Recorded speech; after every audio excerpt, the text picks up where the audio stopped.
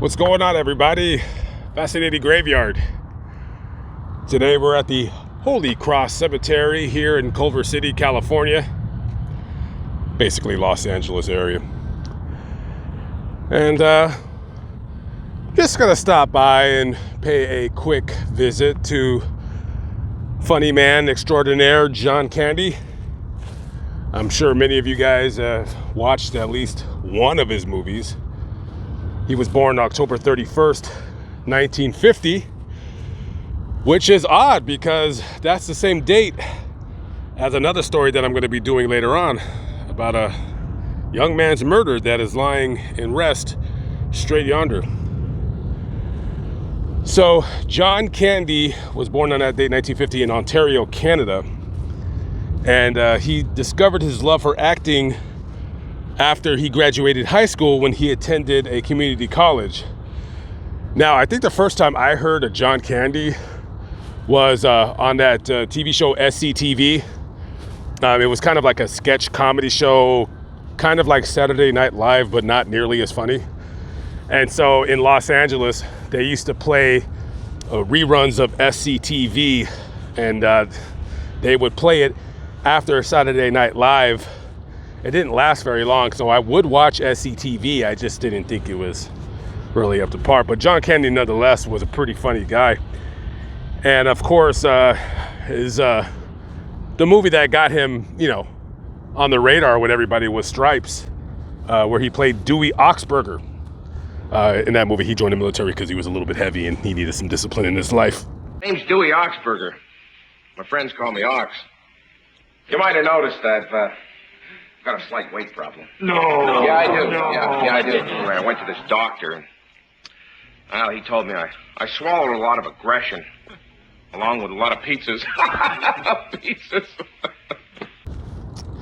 Other than that, he played in Splash with Tom Hanks. Now, Splash is a movie that I might have seen before. I'm not quite sure. I remember something with a fish, a mermaid, or something like that. I can't say whether I've seen it or not. But of course, he was in the movie Planes, Trains, and Automobiles. I did not watch that movie, but I know him for being kidnapped at gunpoint in National Lampoon's Vacation by Clark Griswold.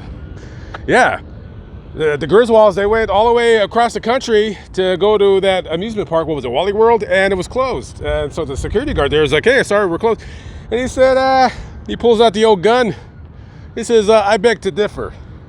And so they forced him at gunpoint to enjoy himself, at the expense of his safety or whatever. And of course, a movie that I seen as a kid, he was in the movie Spaceballs. He played Barf, which was a half dog, half human. Now, if you don't know the backstory of Barf, see, his mother was a dog and his father was a human, which is even more disgusting than if it were a woman that was the mother and then the dog was the father. See, that's still disgusting, but not quite as disgusting. Good old Barf. That's a part of the story they never really got into the background of what took place there. So John Candy died of a heart attack on March 4th, 1994, while he was down filming a movie called Wagons East down in Durango, Mexico. And that movie was released after he died. Generally, it appears that John Candy was just a very nice guy and a lot of people liked him. Very popular guy. And this is his final resting place right there. October 31st, 1950 to March 4th, 1994. In loving memory, one heart and one soul, we miss you dearly. So, yeah.